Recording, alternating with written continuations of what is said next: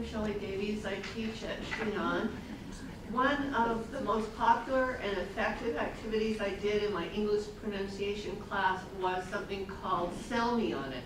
I put together a slide presentation of wacky items, and it was hard finding things wacky enough for the Chinese to find difficult to want. So I saw a little tiny round car, a mean dog, farmer overalls, a Mickey Mouse Christmas hat with lights on it, all kinds of strange things. So each person would come up, one at a time, I'd show the slide, and they had 2 minutes to try to sell the class. You know, why do you want this item? What are the great features and so forth?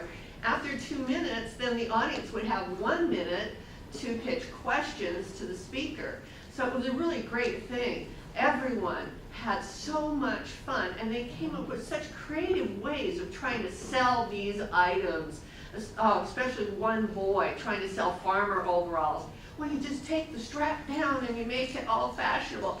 They were roaring on the floor. And of course, the kids just had so much fun asking questions, and then they would vote at the end, okay, how many people want to buy this item? So the interaction between, it wasn't just one person standing there speaking. I really liked the way the play went between the audience and the person. And the kids loved it too. So try that and hope you have as much fun as we did with it.